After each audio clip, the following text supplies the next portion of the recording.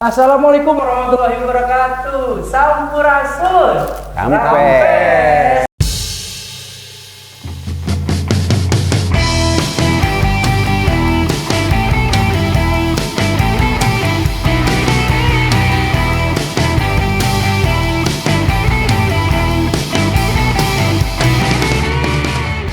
Apa kabar teman-teman semuanya? Semoga selalu sehat walafiat dimanapun kalian berada.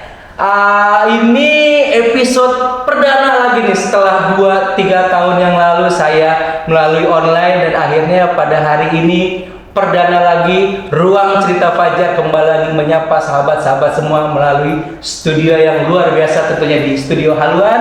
Dan kali ini saya nggak sendiri. Saya kedatangan 2 orang sahabat saya yang luar biasa banget nih, yang akan membahas materi yang luar biasa. Menurut saya sekarang lagi hot-hotnya lah tentang research. Research ini kan apa-apa semua by data gitu kan ya. Tapi yang kita akan bahas tentang bagaimana market research versus political research. Ngeri kali bahasannya itu. Yang pertama saya akan memperkenalkan sahabat saya, Uda Faisal Arif Kamil. Beliau adalah CEO Mark Data. Selamat sore Uda. Sore. Makasih Fajar udah diundang. Thank you Uda sudah berkenan hadir. Dan yang kedua, bintang tamu saya, narasumber saya ini juga luar biasa. Abang kita juga adalah Abang Dito Priyawardana. Beliau adalah CEO CXGO Agency Market Research. Abang, selamat sore. Abang apa sehat? Alhamdulillah. Terima kasih banyak sudah berkenan hadir di Sama-sama, makasih udah undang. Ini nih penting nih kita ngomongin tentang research. Tapi sebelum kita ngomongin banyak hal tentang market research versus political research, aku pengen tanya dulu. Sekarang nih Bang Dito sendiri lagi sibuk di CXGO-nya tuh apa nih Bang? Kalau boleh tahu? Ya sekarang kebetulan kami di CXGO kan memang visinya itu membantu brands ya, Okay. company untuk mengenal nih, untuk mengerti customer mereka dengan lebih baik. Okay.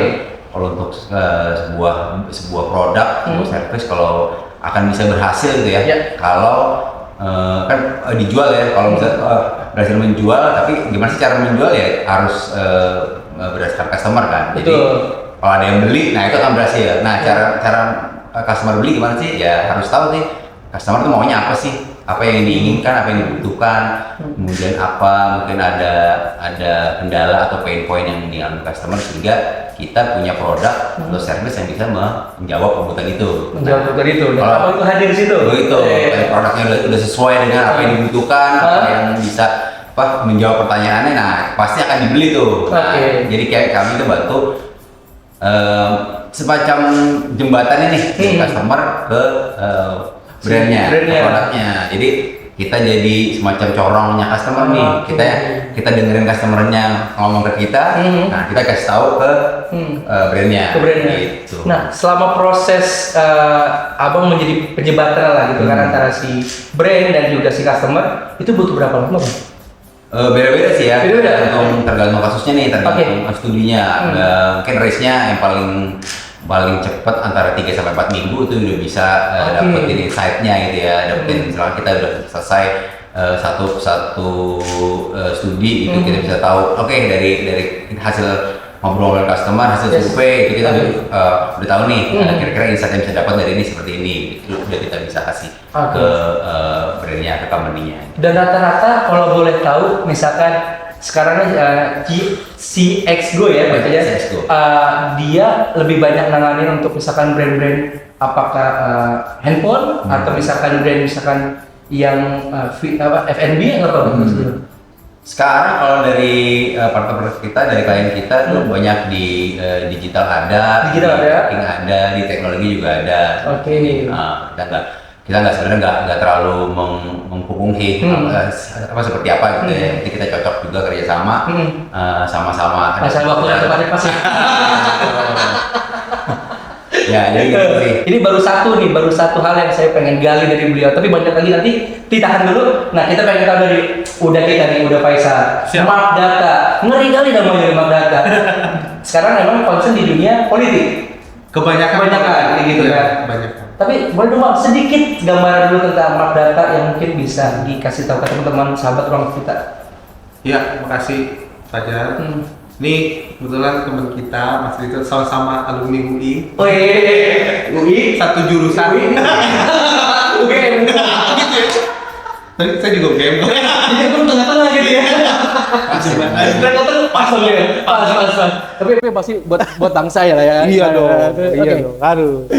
Jadi Magdata itu sebenarnya saya baru mendirikannya tahun ini ya. Oke. Di awal 2023 dan memang kebanyakan sekarang banyak riset tentang politik, survei-survei politik maupun media monitoring kayak gitu. Walaupun tidak menutup kemungkinan juga ada riset-riset pasar, tapi kalau Mas Dito dengan CSGO-nya banyak brand, kalau saya paling kebanyakan sih lembaga pemerintahan, kemudian kandidat calon presiden, calon bupati, wali kota, gubernur dan sebagainya. Dan juga mulai garap NGO ya, LSM internasional. Memang belum pegang brand ya, jadi kita sama-sama riset. Tapi beda pasarnya nih, beda segmennya, kayak gitu. Berarti kalau abang lebih ke NGO dan juga personal orangnya. Personal politisi, kandidat-kandidat yang mau bertarung dalam pemilu. Dan sebagainya. Nah ini ngomongin tentang pemilu nih. Iya. Ini menarik nih karena ini lagi hangat-hangatnya nih. Iya. Ini saya pengen minta pendapat dari personal masing-masing biar enak gitu kan di luar ini. Ini kan sudah penentuan nih tiga pasar kan. Betul. Yang satu Pak Anies dan juga Caimin, kemudian Prabowo dengan Mas Gibran, dan Pak Ganjar dengan Pak Mahfud. Ya. Ini dari ngomong personal nih. Sudut pandang Uda sendiri bagaimana menyikapi survei nih, survei LSI. Mungkin teman-teman bisa lihat di layar kaca bahwa survei LSI elektabilitas pasangan capres dan cawapres pada periode 16 sampai 18 Oktober 2023. Ya. Nah, di sini paling gede bisa kita lihat Bapak kita, Bapak Prabowo dan juga Mas Gibran. Karena mungkin habis di launching kali ya. Jadi. Gimana ada pandangan dari Uda? Ya. Ya ini kebetulan salah satu contoh ya ilustrasi hasil survei. Kebetulan lembaga yang melakukan surveinya di sini lembaga survei Indonesia. Lembaga survei Indonesia. Iya, di ini kata data itu medianya ya. Media. Ini memang semua orang tahu ya, kita mau pemilu Februari 2024, capresnya sudah fix ada 3. Ini hasil surveinya. Lembaga yang melakukan survei bukan hanya lembaga survei Indonesia, tapi macam-macam Magdata pun juga melakukan survei. Tapi belum sih, kami belum melakukan survei nasional sebenarnya. Ini survei nasional se-Indonesia biasanya kalau gini, Mas Fajar. Jadi se-Indonesia, itu cara bacanya, kita lihat dulu pertama periode pengambilan waktunya. Nah, waktunya itu 16 sampai 18 Oktober. Jadi kita lihat dulu waktunya. Kemudian setelah kita lihat waktunya, kita juga lihat periode pengambilan datanya itu kapan, kayak gitu. Nah, di sini ada 3 pasang capres dan cawapres kan, kayak gitu. Nah, ada Prabowo berpasangan dengan Gibran itu 35,9%, itu nomor 1. Kemudian ada Ganjar dan Mahfud MD nomor 2 26,1 dan Anies Baswedan Caimin 19,6%. Ya kalau dari sini margin errornya ini kalau nggak salah nih, ini berapa responden ya? Di sini nggak ada informasi ya. Biasanya kalau 1.200 responden margin errornya 2 sampai 3% kayak gitu. Nah, cara bacanya gimana? Jarak antara Anies ke Ganjar ke Prabowo itu harus lebih dari 2 sampai 3%. Iya, kayak gitu. Betul. Nah, berarti ini udah kuat nih Prabowo Gibrannya nih di sini. Kalau di hasil survei ini ya, kayak gitu. Nah, kalau yang tidak tahu tuh apa? Itu namanya orang-orang yang masih bingung, yang belum tahu mau pilih capresnya siapa. Iya, jumlahnya berapa tuh? 18,3%. Iya, jadi dia masih belum tahu kayak gitu. Dia mau pilih capres ya siapa kayak gitu. Jadi ini bukan bukan hasil pemilu ya, tapi ini hasil survei tanggal 16 sampai 18 Oktober kemarin. Mungkin via telepon ini kayaknya. Kalau 16 sampai 18 itu kan cuma berapa hari? 2 hari ya? 2-3 hari. 2-3 hari. Itu kemungkinan dia survei telepon kayak gitu. Biasanya kalau survei itu 7 hari turun lapangan. 4 sampai 7 itu termasuk market juga gitu juga Bang. 7 hari sampai itu juga ya rata-rata. Ya mirip kan Tadi kan balik lagi semua tergantung kayak tadi jumlah responden, misalkan ini ada berapa, ini nggak di sini kita nggak lihat ya. Iya, nggak Ada berapa kelihatan. sih kayak tadi misalkan jumlah responden yang telepon berapa, kita butuh berapa lama nih gitu. Nah itu kan tergantung sekali ke ininya sih ke apa namanya tadi jumlah responden berapa, kita punya kapabilitas berapa lama, nah itu akan tergantung. Tapi Bang, yang jadi pertanyaan aku juga ya, misalkan berpengaruh banget gak sih political research ini dengan keputusan perusahaan dalam artian untuk market research itu berpengaruh banget gak sih Bang? Apakah ada saling berhubungan kah atau mungkin gimana Bang pandangan Abang sebagai mungkin yang bergerak di bidang market research sendiri? Kalau topik mungkin agak tidak akan secara langsung berhubungan gitu ya, apapun hasilnya nih kalau di research. Tapi memang yang apa namanya yang perlu diperhatikan mungkin kalau political ini kan berarti kan sebenarnya audiensnya siapa ya? Siapa sih yang lihat survei ini? Nah, ini kan berarti hampir semua orang ya, karena ini adalah survei pasangan capres presiden. Yang berarti yang punya concern presiden itu kan semua rakyat Indonesia tuh. Berarti semua rakyat Indonesia tuh bisa baca lihat survei ini dan atas hasilnya itu bisa mereka relate gitu kan. Tapi kan misalkan kalau di brand atau di konsumen atau di market research kan nggak semuanya relate. Misalkan ada survei brand awareness, brand minuman soda gitu, minuman soda yang paling dikenal. Nah kan nggak semua orang minum soda gitu. Nah itu hanya akan menarik bagi orang-orang yang suka minum soda mungkin, atau yang pengen beli soda. Aduh saya pengen minum soda, apa sih yang sekarang brand yang lagi ini? Nah dia akan cari hasil itu. Nah ini kalau hasil ini kan berarti ini kalau ini hampir semua rakyat Indonesia ini mungkin yang usia dewasa atau sudah memiliki hak pilih ini akan tertarik kayak gini-gini. Nah, mungkin itu relasi gitu ya. Jadi beda audiens sih. Oke. Mau nambahin ya? Apa namanya Bang? Jadi ini berpengaruhnya pertama buat masyarakat menentukan informasi seberapa kuat capres kan. Tapi yang paling berpengaruh adalah koalisi partai politik. Nah, jadi hasil survei itu kadang menentukan koalisi-koalisi yang terjadi. Kan sebenarnya Prabowo Gibran itu belum daftar ke KPU hingga Kan diperkirakan besok kan, 25 kan rencana. Iya, besok ya. Iya Kan. Nah, kenapa dia belum? Karena dia mungkin lagi mengumpulkan hasil survei. Jadi emang kalau audiensnya tadi peminum soda ya orang yang suka soda. Tapi hasil survei ini paling banyak yang mempengaruhi adalah partai politiknya. Saya harus gabung kemana koalisinya. Menang atau enggak, tujuannya kan itu kayak gitu. Tapi CXO sendiri pernah Bang survei seperti ini Bang? Iya, survei ini kan salah satu metodenya. Kita pernah melakukannya, tapi itu tadi topik-topiknya beda nih. Misalkan ada untuk topik politik pernah Bang? Kalau topik politik kita belum pernah. Mungkin Mbak. Beda segmen. Ya mungkin siapa tahu ya. Bagi rezekinya nih. Tapi ini unik lagi, misalkan, oke Mas, misalkan brand menentukan, gua pakai plan A, plan kan pasti abang kan menentukan beberapa opsi nggak sih setiap dalam riset itu kan? Biasanya di berapa kali mereka mungkin nggak tahu ya, kalau diproduksi kan berapa kali revisi atau berapa kali kita bisa memberikan opsi yang terbaik buat mereka, itu modelnya gimana sih Bang biasanya Bang? Karena orang masih awam nih gitu kan, dan bagaimana kita membedakannya dalam artian emang seberapa penting sih maksudnya buat ya secara personal orang gitu atau mungkin kalau buat perusahaan karena buat penentuan ini brandnya kan produknya gitu. Nah, tapi dari abang sendiri mungkin bisa ngasih penjelasan buat teman-teman semuanya Bang? Kalau peran di si market research sendiri kan memang perannya kan paling besar di pembuat keputusan brandnya atau company-nya gitu ya.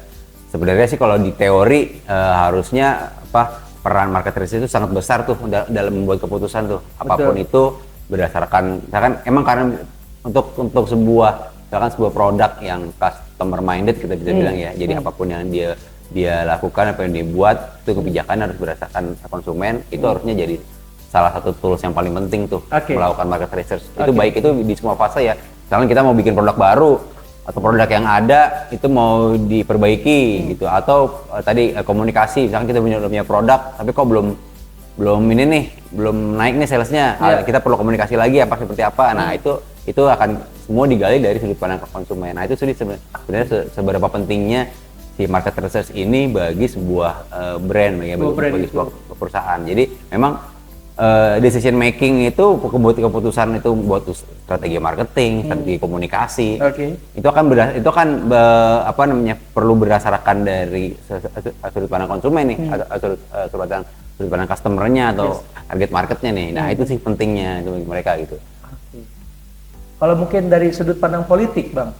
Kalau tadi kan itu dari sudut pandang market research nih. Kalau dari sudut pandang politik sendiri, seperti apa Bang mungkin dalam penentuan hal-hal yang tadi yang aku mungkin sampaikan tadi, tapi dari sudut pandang politiknya? Iya, kalau di riset pasar ya, itu kan intinya barang tuh brand atau produk itu kan di riset agar relevan dengan konsumen. Benernya gitu. Kalau konsumen sukanya yang model begini, rasanya manis, kayak gitu kan, maka buatlah produk yang sesuai dengan selera konsumen supaya laku. Ujungnya adalah profit kan, brandnya gitu kan. Ujungnya seperti itu kan, ujungnya profit. Udah ya. Ujung-ujungnya duit, kayak gitu kan. Nah kalau di politik kayak gitu, itu mirip seperti itu, cuma bedanya ujungnya dipilih. Bukan dibeli kan? Juga tapi ujungnya dipilih. Ujung-ujungnya duit, ujung-ujungnya dipilih. Nah, udah juga, benar juga. Nah, jadi kan survei-survei seperti ini kan tentu lembaga survei Indonesia ini nggak hanya survei elektabilitas begini. Pasti dia ada nanya-nanya macam-macam juga di kuesioner itu ke pemilih, ke responden, kayak strateginya, buat strategi kan, pasti kayak gitu. Nah itulah yang digunakan oleh mungkin calon-calon presiden atau kandidat-kandidat tertentu yang berkepentingan sebagai bahan strategi dia untuk UUD, ujung-ujungnya dipilih, kayak gitu kan. Bedanya itu aja. Jadi kalau market research itu dibeli produknya, kalau political research dia bisa menang nggak? Menang kan harus dipilih, kayak gitu. Sebelum kita lanjut lagi, saya pengen nanya satu hal yang mungkin nanti bisa dijawab dari masing-masing sudut pandang, mungkin satu dari pandang market dan juga politik.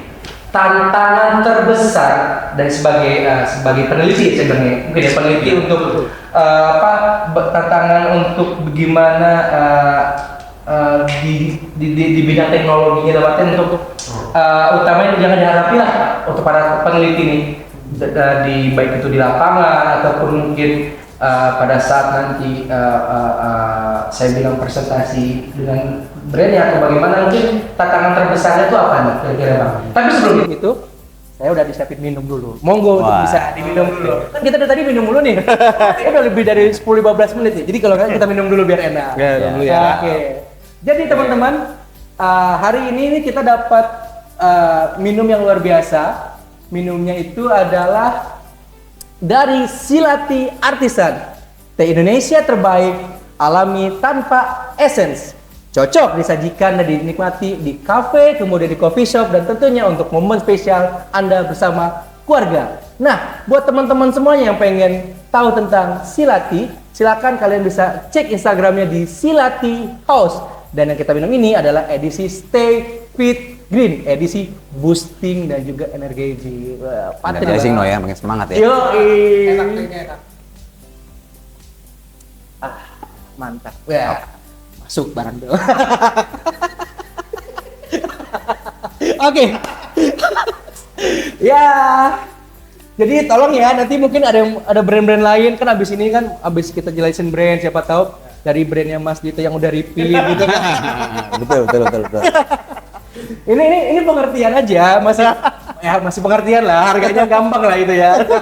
Gimana Bang, mungkin tantangan Abang sendiri dalam research di baik itu di lapangan ataupun di luar lapangan, gimana Bang yang Abang hadapin?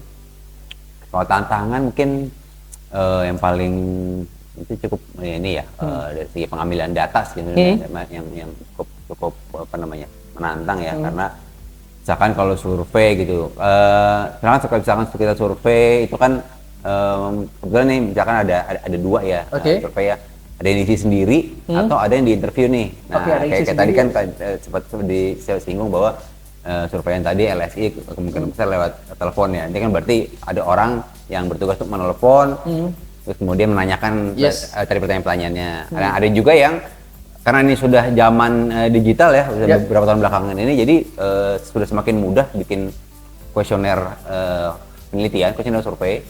Jadi via online aja nih. Oke, Nah. berarti dikasih link itu doang. Tinggal dikasih link, misalkan kayak sekarang banyak skripsi bahkan ya. Iya, Udah. iya. Semua kayaknya kalau lihat di media sosial tuh kalau orang lagi Iya, nyari bener. skripsi, wah nyari responden skripsi. Iya, diskusi itu pakai Google Form. Sebar-sebar ya, sebar-sebar. Terus dikasih ini Oke. apa? Oh apa? Ini apa? Ada gift-nya. Idenya. Nah. GoPay, Pulsa, GoPay. pulsa. GoPay kalau mau promo boleh. Iya. Terus Bang? Kan gampang tuh. Sebenarnya kalau dulu kan, kalau zaman saya dulu apalagi ya, pas masih skripsi, kan ngeprint kertas tuh. Betul. Terus itu kan harus kita datengin Abang berhadapan langsung kan? satu-satu, kita tanyain apa jawaban pertanyaan ini, gitu ya. Tentu saja dari segi waktu itu lebih lama. Oke.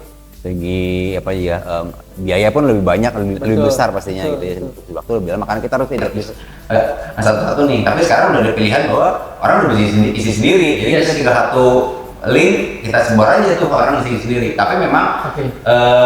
tergantung tipenya lagi nih, karena kadang-kadang masih perlu juga di interview. Jadi ada beberapa tipe, misalkan pertanyaannya banyak banget.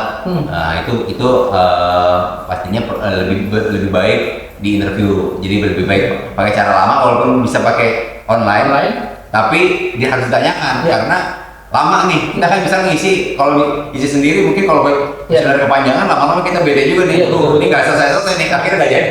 Nah itu kan jadi Betul. Nah sebenarnya kalau yang online itu justru agak lebih susah nih nyari responden, misalkan butuh responden 200 gitu. Nah justru lebih susah karena begitu kita sebar ke 1.000 orang misalkan yang ngisi nggak banyak. Nah, apalagi kita butuh 200 orang. 200 mungkin- orang lagi. Nah, tadi karena makanya kalau ada yang skripsi itu suka ngasih gimmick. Gimmick, Nanti kalau isi dapat GoPay, dapat apa atau dapat hadiah apa, nah itu kan biar orang mau. Nah sebenarnya itu sih salah satu challenge-nya, orang mau isi ya. Kalau yang kita istilahnya self administer, jadi orang lain bisa isi langsung, bisa isi sendiri. Nah, tapi semakin mudah untuk menyebarnya, tapi susah juga karena responsnya itu nggak semudah. Beda kalau kita ditodong nih. Iya, ditodong. Oke, kita Iya. isi. Nah, yaudah kita harus diam di situ isi. Iya benar-benar. Dan isi bisa sampai selesai nih.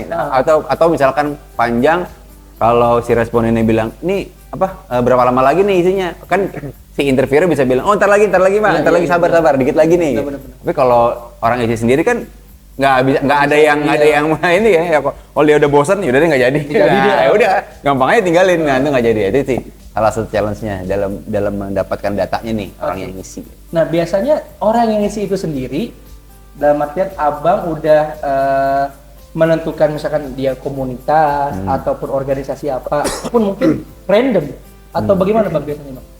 Jadi kriterianya itu akan tergantung ke Tapi mostly ternyata tentunya mungkin lagi. usia produktif kali ya rata-rata. Nah, tergantung lagi produknya apa nih. Oh, berarti nggak bisa semua ditentukan dengan semua harus usia produktif nggak juga. Nggak juga. Berarti semua by permintaan si klien itu. Yes, tipe produknya seperti apa, target marketnya apa. Ada yang target marketnya, nah ini saya juga lagi ini kan, Yang paling susah siapa bang? Produknya bang? ada yang target marketnya justru orang tua. Oh iya? Ya, jadi banyak dipakai orang senior nih, 60 tahun ke atas. Oke. Nah, itu Tantangan. kita harus nyari nih, harus nyari orang yang cari itu yang ya kita tadi mungkin orang-orang itu udah nggak bisa lagi ngisi survei pakai handphone, itu kelihatannya juga udah susah.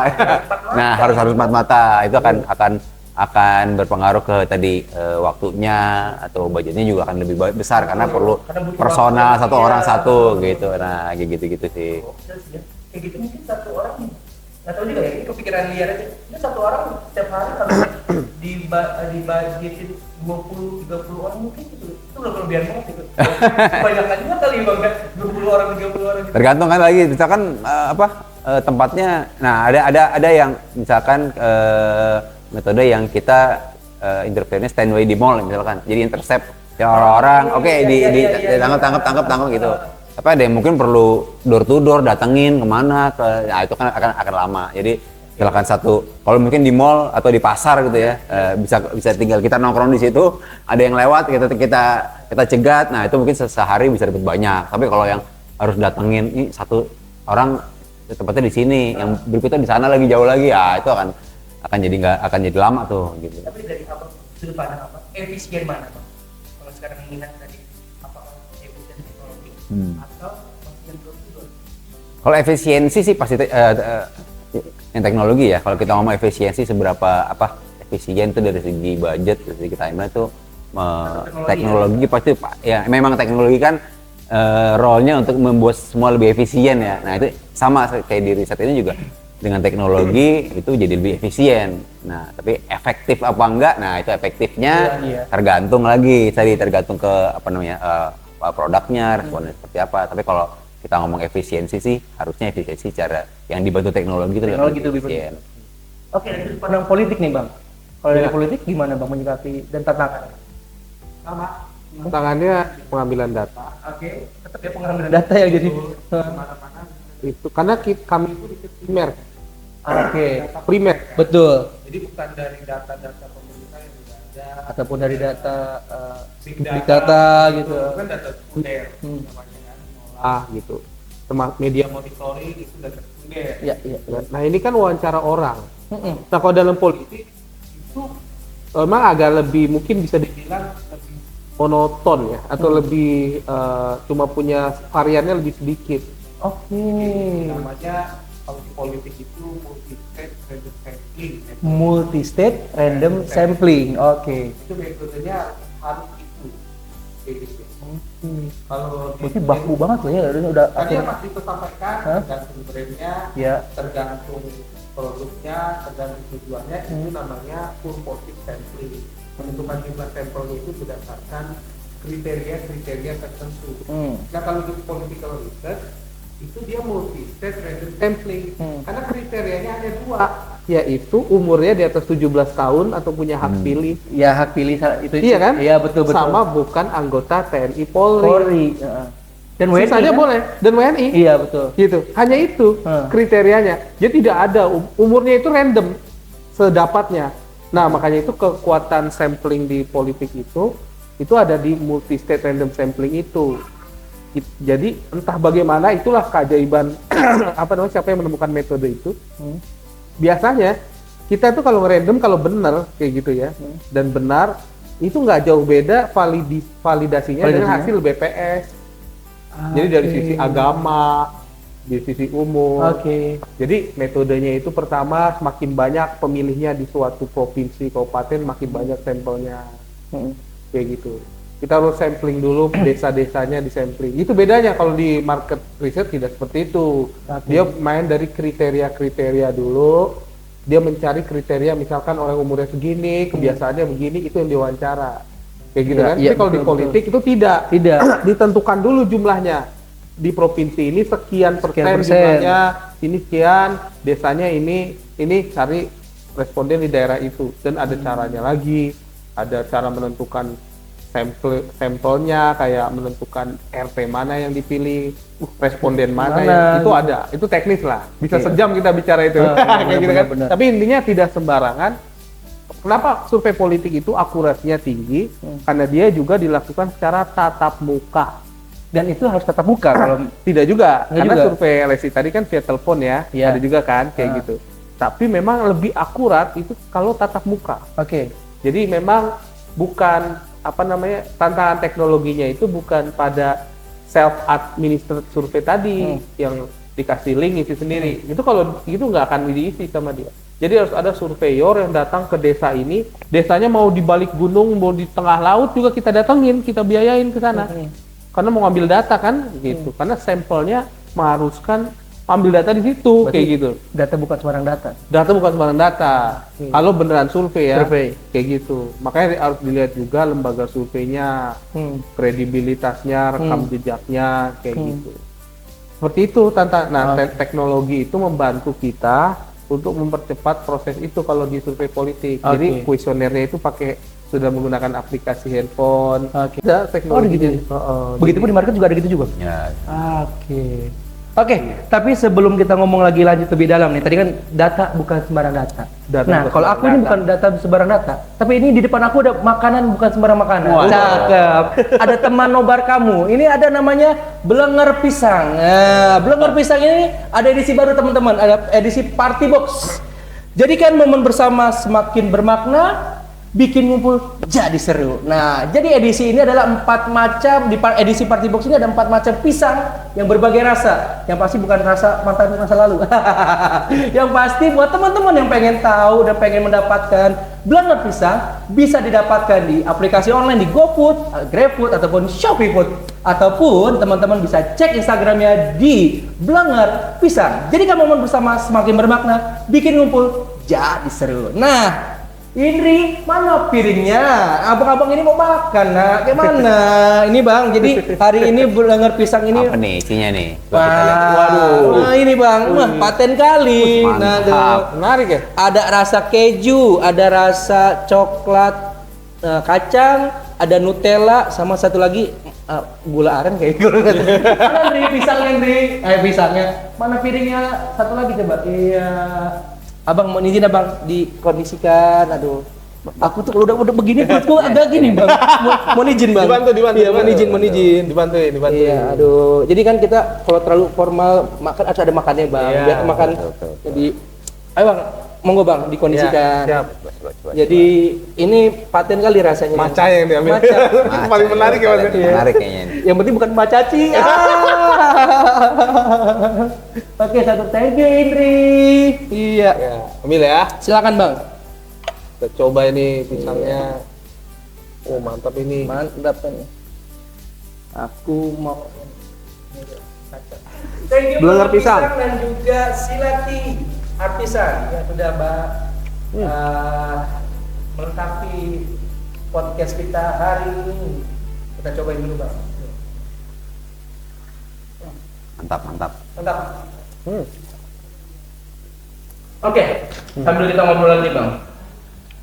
Aku nggak tahu ya, mungkin banyak orang yang notabene jarang sekali pengen jadi researcher atau peneliti gitu.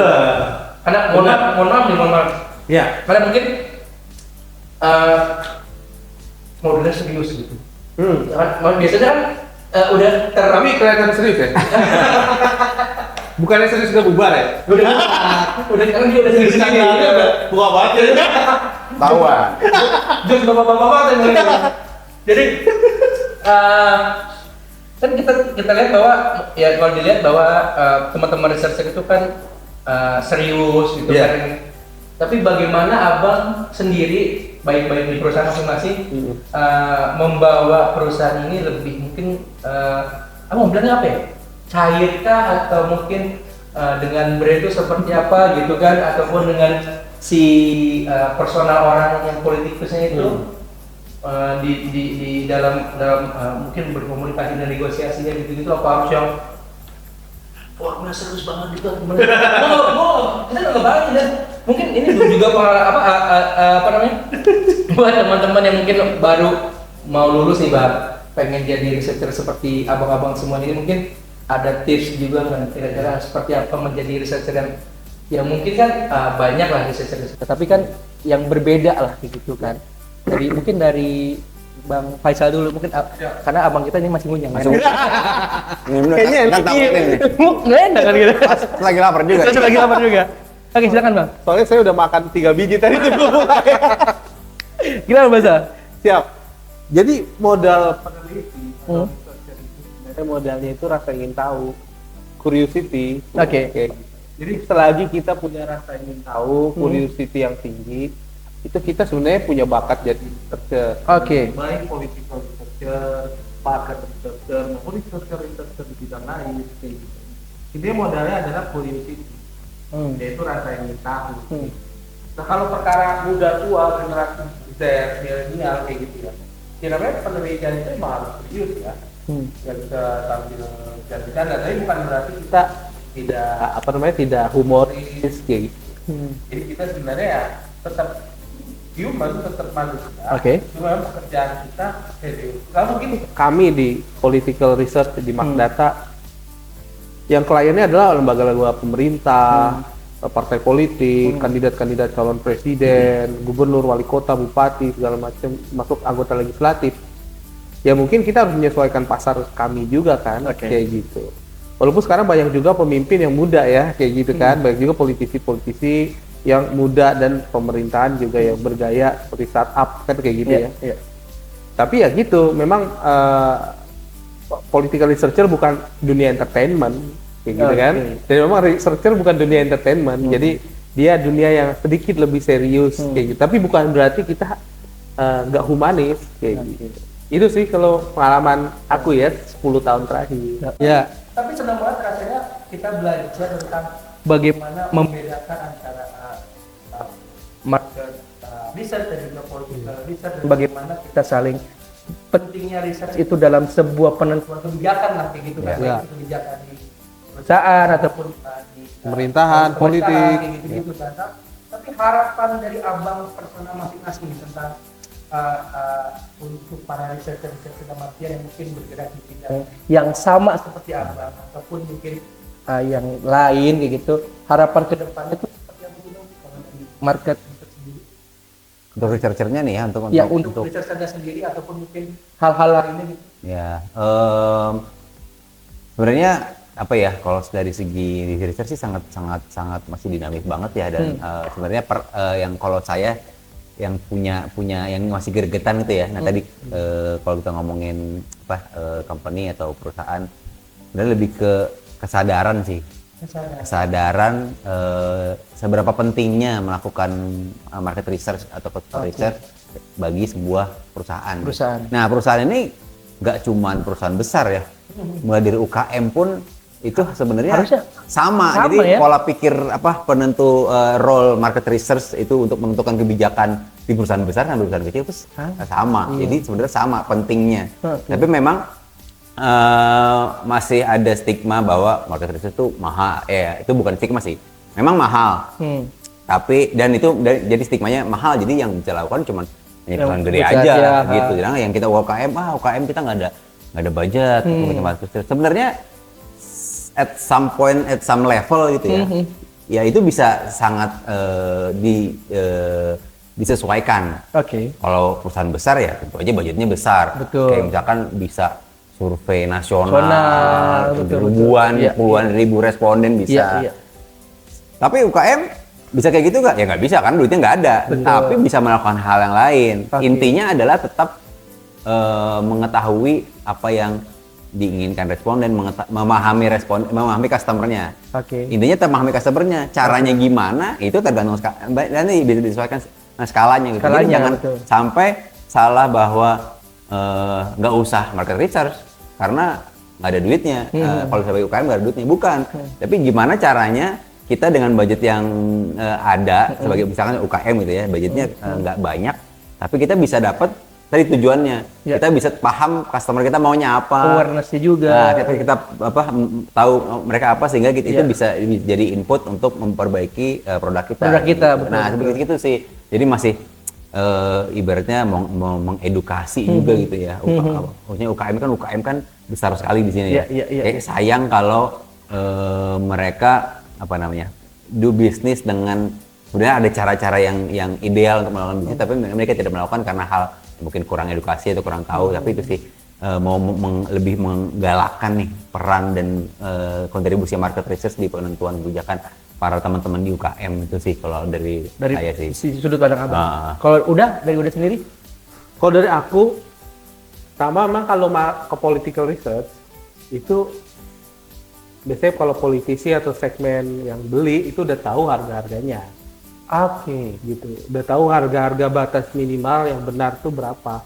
Kalau ada yang menjual survei di bawah harga rata-rata, di bawah harga yang pantasnya, kemungkinan dia ya survei bodong kayak gitu. Karena namanya political research itu udah ada range harganya. Berarti udah ada standar ya? Ada range. Dan itu memang kesepakatan politisi, kandidat, itu udah tahu harga-harganya kayak gitu. Oke. Nah, kalau market research kan bisa lebih fleksibel. Jadi kalau political itu sudah ada patternnya dari sudah ada range-nya reasonnya gitu. Iya. Kalau terlalu murah itu patut dicurigai. Responden 1.000 tapi harga murah itu patut dicurigai, kemungkinan tuh survei bodong, misalkan kayak gitu kan. Jadi kalau di politik seperti itu jadi kita tuh ya nggak bisa terlalu luas juga manuver kita dalam menentukan harga kayak gitu karena karena ya itu kita mau menjaga kualitas Ya, kayak gitu-gitu kan, kayak gitu. Nah kalau harapan saya sih bagi sesama political researcher itu adalah integritas. Jadi Itu ya paling penting. iya, integritas. Jadi kita ini jangan mengambil survei atau membuat satu riset politik yang bodong, tidak dan turun lapangan. Merugikan juga malah kan nanti ya. Karena merugikan yang lain Iya, juga. iya, Misalnya betul. kan banyak yang nggak suka tuh. Kok survei begini, ini beda, begini kan. Sebenarnya itu ada oknum-oknum orang yang mungkin tidak melakukan survei sesuai metodologi yang benar. Akhirnya orang yang lembaga survei yang melakukan yang benar seperti Magdata kayak gitu kan, jadi ikut-ikut terkena imbas kan. Iya, betul, Padahal kita beda. Betul, kita betul, mau melakukan survei secara benar kayak gitu. Nah, Gitu sih. seru banget nih teman-teman obrolan kita hari ini, dan saya mendapat insight yang luar biasa dari dua sudut pandang yang berbeda, satu dari politika dan satu lagi dari market. Tentunya masih banyak lagi obrolan saya yang seru dengan beliau-beliau nanti mungkin di lain kesempatan. Yang pasti saya ingin mengucapkan terima kasih sekali lagi buat Bang Dito dan juga Bang Faisal sudah meluangkan waktu di hari ini dan luar biasa banget. Mohon maaf bila mungkin ada beberapa yang ngobrol ngaruh gitu atau apa gitu ya. Yang penting kan hari ini teman-teman bisa mendapatkan edukasi yang luar biasa buat para teman-teman yang mau menjadi researcher nantinya gitu kan, ataupun pengen tahu apa sih dan bagaimana bedanya gitu kan. Dan yang pasti mau apapun pilihannya, bukan minum teh botol susu itu beda lagi. Itu promo ya. Yang pasti apapun pilihannya teman-teman, jadilah yang terbaik dimanapun kalian berada. Tetap lakukan yang terbaik buat sekitar dan lingkungan Anda, dan yang pasti berikan yang terbaik untuk Indonesia. Terima kasih sekali lagi buat Uda dan juga Abang Dito. Sampai ketemu lagi teman-teman di kesempatan berikutnya, tentunya di Ruang Cerita Fajar. Sampai ketemu minggu depan. Wassalamualaikum warahmatullahi wabarakatuh. Dah.